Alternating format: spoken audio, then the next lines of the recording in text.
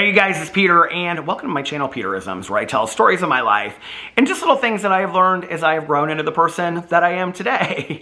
And this video will either be, I don't know, a little controversial or popular or not popular, or people won't care about it. I don't know. It's this topic that is brought up a lot.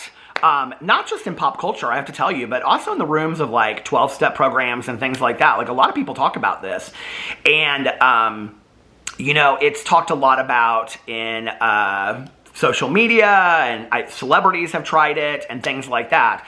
And so when I saw this comment come up on my video, my last video that I did about emotional sobriety, I thought, I think I'm going to address this. I think I'm going to talk about this and just share like what I think about it, because you know, it's just a popular topic. So anyway, that topic is California sober. So let me read you the comment that I got.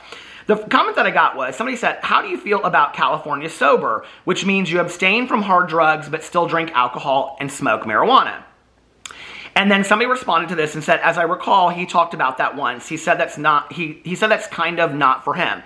And I don't remember what I said back in the day. I do remember, I think it was in a Q&A or something like that, I got asked because Demi Lovato at that time was practicing California sober. And so I didn't, you know, people were asking me what I thought about that. And so I kind of addressed it. And in all honesty, I don't remember what I said at that time. So don't hold me to what I said then. You know, like my friend Tanya Jean says, I can change my opinion at any time, you know, on a moment's notice. I can change my opinion based on what's going on in my life and all this kind of stuff. For the purpose of this video, I wanted to go in and I wanted to kind of just get a blanket state definition of what California sober is, so that we can all be on the same page. So I Googled what is California sober, and the first thing that actually comes up is a song by Demi Lovato, which I thought was interesting. I didn't know that they have a song called California sober, so... But the definition is, California sober is a term typically used to describe people who decide to quit consuming drugs and alcohol, with a few exceptions. While everyone interprets this lifestyle choice differently, marijuana is the most commonly cited acceptable substance for someone who considers himself California sober. And let's see if I can find something else. Oh, Cleveland Clinic. Let's see what their definition of it is, because Cleveland Clinic is... Okay, hold on a second. What is California sober? There's no official definition for this approach to substance use. The term is ambiguous and kind of a misnomer, Dr. Arnon says. After all, you're not sober if you're still using mind-altering substances. Cali Sober promotes cutting out certain addictive substances and replacing them with alternatives that, in theory, are less harmful. Some people call themselves California sober because they use marijuana in place of alcohol and other addictive substances. Others define it as using alcohol and marijuana in moderation while avoiding other drugs. And then it goes on to say other things. So, yeah, I know that this is like a really hot topic, you know, and I would say that my experience, and the people that I know that do this, I don't know that I necessarily... They don't say, like, I'm California sober. And some of them don't even say they're sober. Some of them say they're sober. Some of them don't say they're sober. But I don't know that they necessarily define themselves as being California sober, if that makes sense. What typically a lot of them will say is that they were former, let's say, heroin addicts. This is just my experience. And like I say at the beginning of most of these videos, that I'm only sharing my experience, strength, and hope. And I am no expert and no representative of any 12-step program. I'm only sharing my experience, you know? So, you know, the majority of the people that I have come in contact with that, let's say, identify as addicts, but still smoke marijuana or still drink alcohol, you know, recreationally or whatever, are people that typically used to be heroin addicts or opioid addicts, right?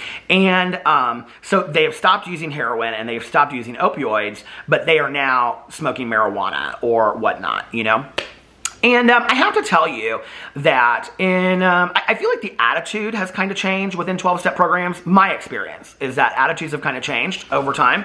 And you know, like I think back in the day, it used to be, and this still is, of 12-step programs, that abstinence is considered not using any mind-altering substances, you know? I choose to not use any mood-altering substances except for caffeine.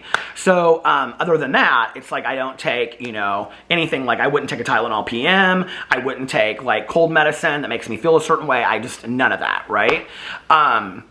And that's my choice. I'm kind of a Puritan when it comes to that. So, but there are a lot of people out there that feel differently about that. There are a lot of people out there that their rules and their, whatever are different. And, even within 12-step programs, some of those people talk to their sponsors about that and work different ways, And I was also taught that if you're going through something and something happens, then for example, this example always comes up. Like if you have your wisdom teeth taken out, right? Then this is a big issue because I'm getting ready to have possibly my wisdom teeth taken out. And I'm very scared about it. And so and talking to the guy that's going to be doing my wisdom teeth, I said, I don't want to go under. I'm freaked about that, number one. Number two is, pain medicine. I don't want any pain medicine.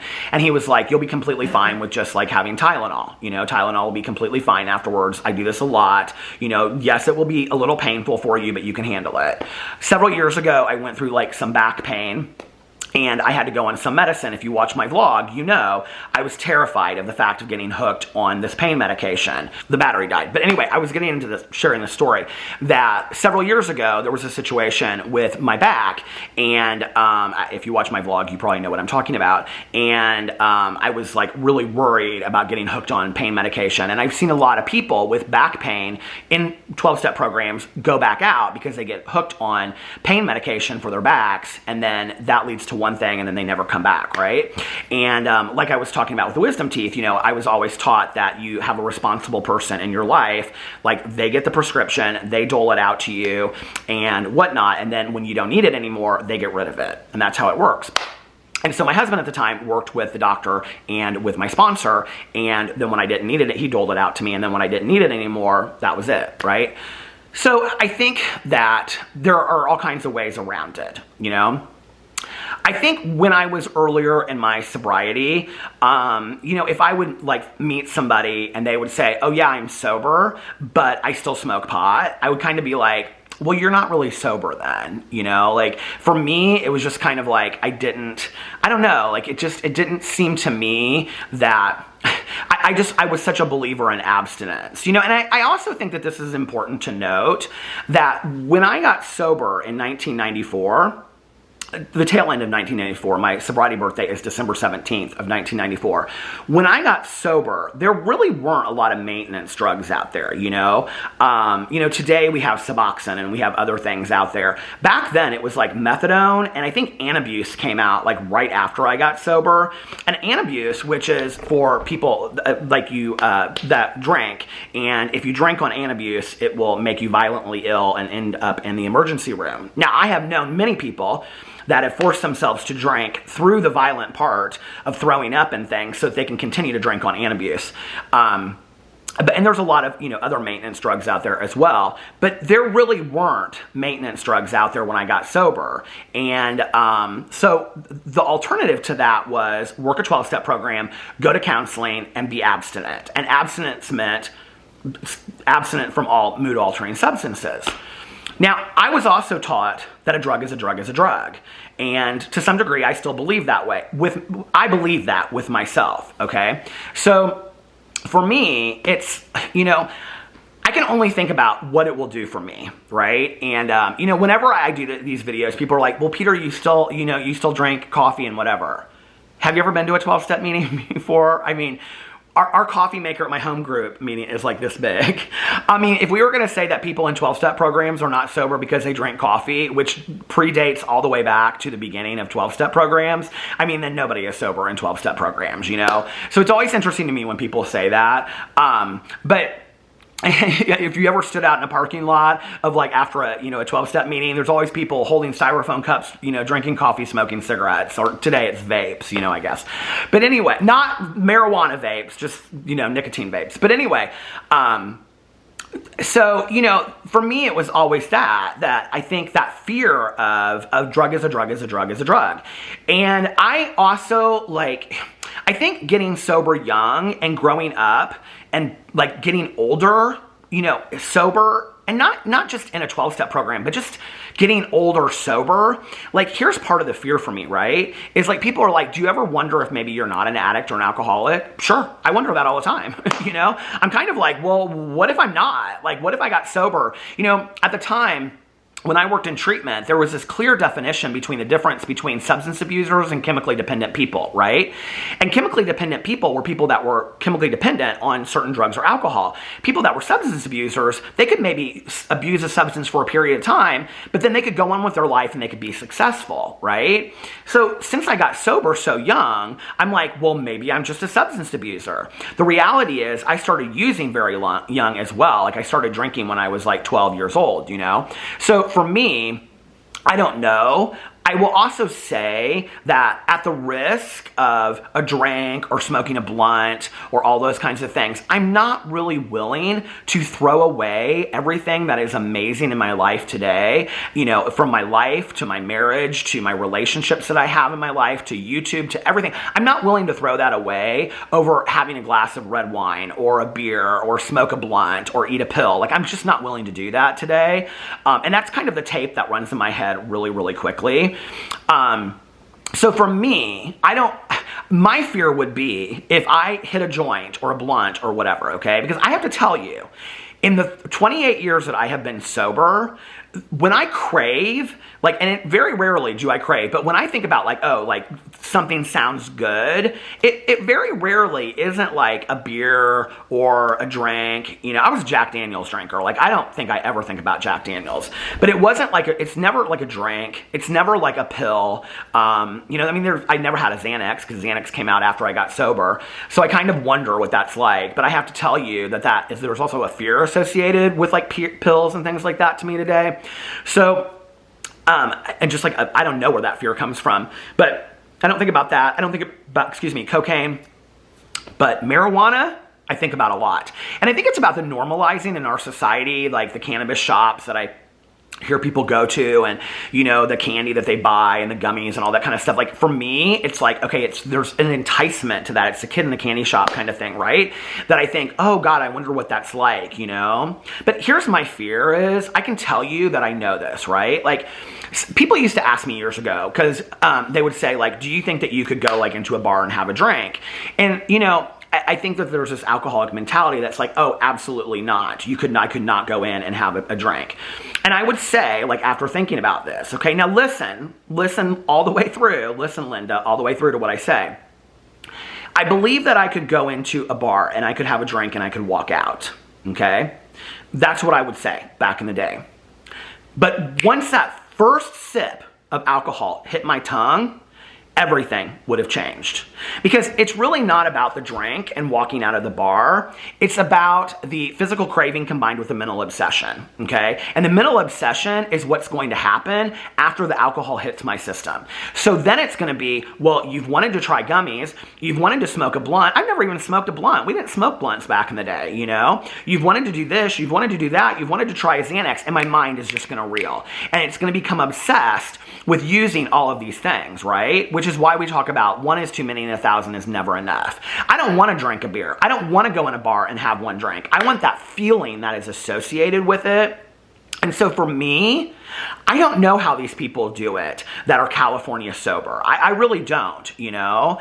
I think that we are saving lives to the extent that people are stopping using heroin and opioids and smoking pot. I really do think that we're saving lives that way, because there are so many people that used to be heroin addicts that, let's just be honest, were on death's door, okay? And they're not anymore because they're now smoking marijuana and, you know, medicating and those kinds of things. So I'm glad that it works for them. For me, it wouldn't work that way. I'm not... You know, I don't know how it works for other people. I can only speak for myself, but whatever I would use, I think that it would take me right back to where I was. And I think it would be, whether it was in a day or a week or whatever, that mental obsession would just drive me crazy to the point where I would be like, God, I want to use. I want this thing, right? Like, I want to have it. So I don't pass judgment on people that are California sober. Have at it. Go do it. If it works for you, it works for you. You know, I can remember years ago, I was going to this meeting and I was kind of like interacting with these people. There was like a group of like 2 or 3 people. This was when I came back into the rooms. And I was interacting with this group of like 2 or 3 people. And we were standing outside one time after this meeting. And they were talking about like smoking weed. And I was like... what? And they're like, yeah, we're on the marijuana maintenance program. Didn't you know? And I was like, what? And I was like, no, I didn't know that. And I mean, I literally didn't know it. I felt so like innocent and naive in that moment because I hadn't lived that way forever, you know? And these were people that were probably like, I don't know, 3 to 6 months sober. And I, at the time, I don't even know how much time I had, you know, 15 years, 12 years, something like that. I don't know. But anyway, I remember talking to my sponsor, and this is my sponsor that passed away last year. And I said to him, I said, I can't believe it. These people are liars. And he goes, what do you mean? And I go, they told me they're on the marijuana maintenance program. Like they're not drinking, but they're smoking pot like every day. And he goes, so? I go, well, I don't like it. I don't understand it. And he goes, how does it affect you? And I go, it doesn't affect me. And he goes, right, it doesn't affect you. You worry about you. Clean up your side of the street. Let them do what they want to do. If they want to be part of the marijuana maintenance program, maybe it works for them. And that's kind of where I'm at with it today, you know? I just want people to live. I want people to be alive, and I want people to thrive. So if somebody needs to be on the California maintenance, the California sober and marijuana maintenance, whatever program you're on and it works for you, do it, you know? And I think this is the other thing, you know, and I do think that Demi Lovato is a good example of this. You never know when you're doing something where that journey will take you, you know? I was in many treatment programs before I ever got sober. You know, like, that was not my first time at the rodeo. Does that mean that those previous treatment programs, like, I didn't learn anything from them? No, absolutely not. There were seeds that were planted. There were things that I learned, you know? And so those things still serve a purpose today. I think of things today that I learned years before I got sober, you know? So, you know, I don't know what that person needs. So, you know, like my sponsor said to me, so what? If they need to be California sober or on the marijuana maintenance program, I guess, let them do what works for them, you know? And that's truly how I feel about it today. So anyway, let me know what you think about that in the comment section below. I love you guys, and I will see you tomorrow. Bye.